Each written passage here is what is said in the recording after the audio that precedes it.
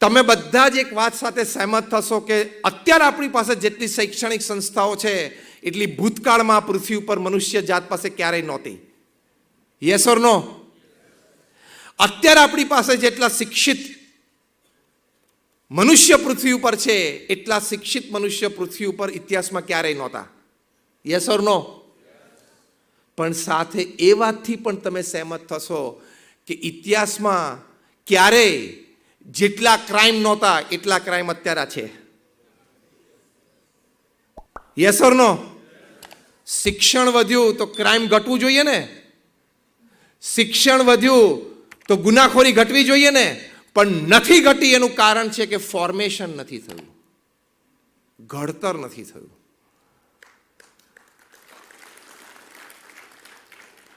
એટલે આપણે doctors, engineers, chartered accountants, company secretaries, MBAની જરૂર છે. પણ પ્રમુખ સ્વામી મહારાજ એક શબ્દ પ્રિફિક્સમાં મૂકતા, સારા ડોક્ટર, સારા એન્જિનિયર, સારા ચાર્ટર્ડ એકાઉન્ટન્ટ, સારા ફાર્માસિસ્ટ, સારા કંપની સેક્રેટરી, સારા MBAs, એની આપણે જરૂર છે. ખાલી પ્રોફેશનલ્સની જરૂર નથી, એથિક્સ લવિંગ પ્રોફેશનલ્સની જરૂર છે. એટલે આપણે એનું ફોર્મેશન કરવાનું છે. એટલે માહિતીને આપણે જ્ઞાનમાં પરિવર્તિત કરવાની છે અને જ્ઞાનને શાણપણામાં. એ ફોર્મેશન કહેવાય. From information to knowledge and knowledge to wisdom. દરેક માહિતી તમને શાણપણા સુધી લઈ જાય તો સમજવાનું કે ફોર્મેશન થયું. જો માહિતી તમને જ્ઞાન અને શાણપણા તરફ સુધી ન લઈ જઈ શકે તો એ માહિતી તમને જીવનમાં પૂર્ણ રીતે ઉપયોગી ન થઈ શકે. જો અત્યારે ગેજેટનો જમાનો છે, ઇલેક્ટ્રોનિક ગેજેટ્સ આપણે બધા જ વાપરીએ છીએ. અને જે જૂની પેઢી હતી, તમે લોકો બધા ભણ્યા ત્યારે કે આ બધા મોબાઈલ ફોન ને લેપટોપ ને ટેબ્લેટ હતું નહીં. પણ છતાં હવે તમે શિક્ષણ જગતમાં છો એટલે બધાએ થોડું થોડું પોતાના કાર્ય પૂરતું તો શીખવું પડ્યું ને. કારણ કે હવે આપણું જીવન બની ગયું છે.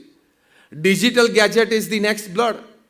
જેમ શરીરમાં લોહી વહે છે એમ કોઈ પણ ડિજિટલ ગેજેટ સાથે કામ કરવું એ આપણું એક સેકન્ડ બ્લડ થઈ ગયું છે. અને ખોટું પણ નથી. ડિજિટલ ગેજેટનો ઉપયોગ ખૂબ સારો છે, એનાથી આપણને ખૂબ લાભ થાય છે. એ ખૂબ સારું માહિતગાર વસ્તુ છે, એનાથી આપણું કાર્ય સુગમ થાય છે. એટલે ઇન્ટરનેટ વાપરવું કે ટેબ્લેટ્સ, ગેજેટ્સમાં લેપટોપ કે આઈપેડ એ ખોટું નથી, 100% સારું છે, 100% સારું. ઇન્ફોર્મેશન એમાંથી મળે છે. પણ ફોર્મેશન નહીં થયું હોય ને તો એમાંથી પણ બધી ખોટી વાતો શીખશે અને પ્રશ્ન આવશે. પ્રમુખ સ્વામી મહારાજને ન્યુયોર્ક એરપોર્ટ ઉપર એક પત્રકારે પ્રશ્ન પૂછેલો કે ટેકનોલોજી અને ઇન્વેન્શન, ઇન્ટરનેટ એ આશીર્વાદ રૂપ છે કે શ્રાપ છે? ત્યારે પ્રમુખ સ્વામી મહારાજ બોલેલા કે વિવેકથી વાપરે તો આશીર્વાદ, વિવેક ચૂકી જાય તો શ્રાપ. આ ઇન્ટરનેટ ને ટેકનોલોજી વિવેકથી વાપરતા આવડે એને ફોર્મેશન કહેવાય. એ તરફ આપણે વિદ્યાર્થીઓને લઈ જવા છે. વિદ્યાર્થીને જ્યારે જરૂર હોય ત્યારે મા બાપે એને ટેબ્લેટ અને આઈપેડ આપવું જ, એ જમાનાની જરૂરિયાત છે. પણ સાથે એને વિવેક શીખવાડવો પડે. નહીં તો હું ઘણી વખત કહું છું, આ પેઢીનું નામ મેં ટચ સ્ક્રીન જનરેશન પાડ્યું છે. ટચ સ્ક્રીન પેઢી છે. કારણ કે આમ એને બધું ટચ સ્ક્રીન જોઈએ અને ટચ સ્ક્રીન અવેલેબલ છે. પણ એના ગેરલાભ કેટલા બધા થયા છે, કારણ કે એનું ફોર્મેશન નથી થયું, એનું ઘડતર નથી થયું.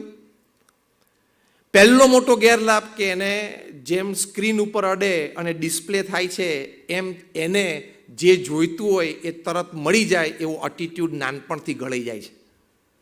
કે પપ્પા મેં બેટ માંગ્યું તમે લાવી કેમ નથી આપતા? બેટા આજે રવિવાર છે તો કે રવિવારે મળે. એ ટચ સ્ક્રીન જનરેશન છે. હું અડું એટલે ડિસ્પ્લે થવું જ જોઈએ. એ આ ઇન્ફોર્મેશન, આ ગેજેટનો બહુ મોટો ગેરલાભ છે. કેવા બધા રોગો આ ટચ સ્ક્રીન જનરેશનને થયા છે આ ડિજિટલથી જ. કારણ કે એનું ઇન્ફોર્મેશન બહુ મળી પણ એનું ફોર્મેશન ના થયું. એક ફબિંગ નામનો રોગ કહે છે. ફબિંગ એટલે શું? કે તમે બે વ્યક્તિ વાત કરતા હોય, એની વચ્ચે તમારી કંઈક મોબાઈલની રિંગ વાગી, તમે એ વ્યક્તિનો અનાદર સાથે ફોન ઉપાડીને વાત કરો, એ ભયંકર ખરાબ કુટેવ કહેવાય. કે કોઈ વ્યક્તિ પ્રત્યક્ષ છે, એ તમારી સાથે વાત કરી રહી છે, એ વ્યક્તિ સાથે વાત કરતાં કરતાં તમે ફોન ઉપાડી જ ના શકો. ઉપાડો તો એ બહુ જ ખરાબ મેનર્સ કહેવાય. જે વ્યક્તિ પ્રત્યક્ષ છે એનું સન્માન છોડીને કોઈક 100 માઇલ દૂરથી તમને એના ટાઈમે ફોન કરે છે, એને તમે માન આપો છો? આ ફબિંગ કહેવાય. આ જનરેશનનો આ યુગ આપણી જોડે વાત કરતા રિંગ વાગે ને એટલે સારી વાત ચાલતી હોય, અગત્યની વાત છે, તોય ગોળ ફરીને તરત ફોન ઉપર વાત કરવા માંડે. એટલે કંઈ મેનર્સ છે કે નહીં? એ મેનર્સ માટે આઈપીડીસીનો કોર્સ છે. બીજો એક રોગ થાય છે ટેક્સ્ટાફ્રેનિયા. એટલે શું કે એને એમ રહ્યા કરે કે કોકનો મેસેજ આવ્યો છે, કોકનો મેસેજ આવ્યો લાગે છે, એટલે વારે વારે 2-3 મિનિટે મોબાઈલ ચેક કરે, નથી પાછો મૂકી દે, પણ એને મનમાં સતત રહ્યા કરે કે કોકનો મેસેજ છે, કોકનો મેસેજ છે. એને ટેક્સ્ટાફ્રેનિયા નામનો રોગ કહેવાય. 15 વર્ષના છોકરા છોકરીઓ આ ટેક્સ્ટાફ્રેનિયાથી હોસ્પિટલમાં દાખલ થાય છે. મોટા મોટા શહેરોની આ વાત છે. તો તું કઈ સેલિબ્રિટી છું કે તાર 2 મિનિટે ટીંગ વાગે? તારા કે ઇન્સ્ટાગ્રામ ઉપર 25 મિલિયન ફોલોવર્સ છે કે તાર 2 મિનિટે ટીંગ વાગે? પણ આજની જનરેશનને આ ટેક્સ્ટાફ્રેનિયા રોગ લાગુ પડી ગયો એટલે એને દર 2-3 મિનિટે ખિસ્સામાં હાથ નાખીને, જો કે આપણને બધાને પડી ગયો છે કે દર 2-3 મિનિટે ખિસ્સામાં હાથ નાખીને મોબાઈલને અડે નહીં ને તો એ વ્યક્તિ પોતે ડિસ્ચાર્જ થઈ જાય. મોબાઈલ તો ડિસ્ચાર્જ જ્યારે થવાનો થાય સાંજ સુધીમાં, પણ 3 મિનિટે મોબાઈલને અડી દેવું પડે એટલે શું ચાર્જિંગ રહે. ટેક્સ્ટાફ્રેનિયા. પછી એક ટેક્ઝાઇટી નામનો રોગ થાય છે. એટલે ટેક્સ્ટ પ્લસ એન્ઝાઇટી કે મને કેમ કોઈ મેસેજ નથી કરતું. હવે આ પણ એક રોગ.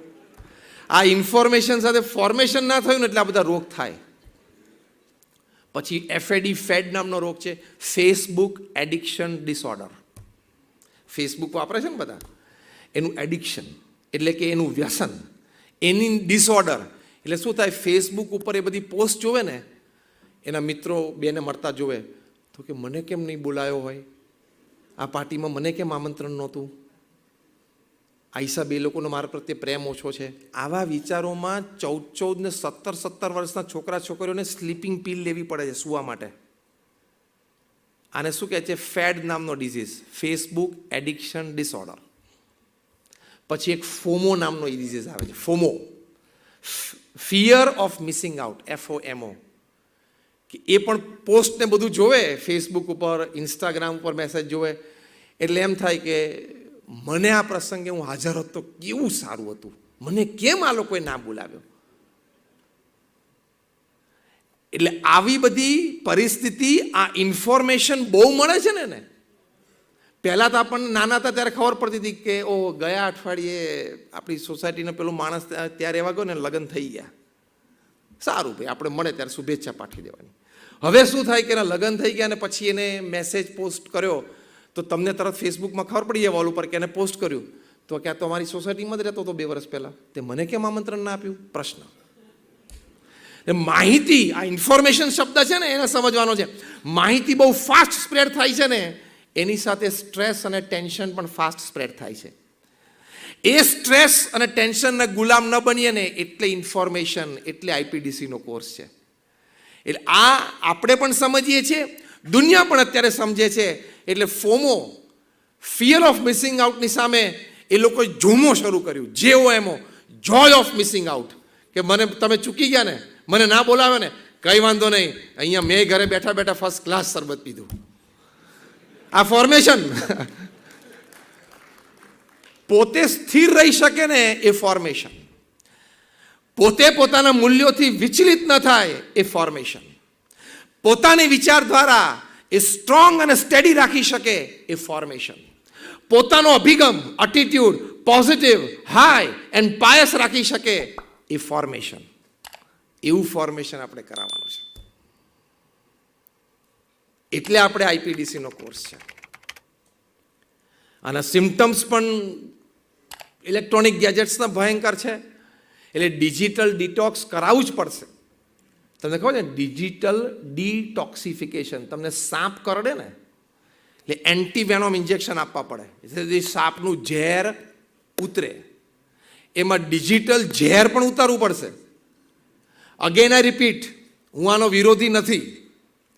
તમારા સંતાનોને સ્કૂલમાંથી આદેશ આવે જે સમયે એ વખતે તમારે ઇલેક્ટ્રોનિક ગેજેટ લાવી જ આપવાના. પણ જેમ પ્રમુખ સ્વામી મહારાજે કહ્યું, એનો વિવેક તમારે શીખવાડવાનો. એટલે એને ડિજિટલ ડિટોક્સ આ જનરેશનને કરવી પડશે.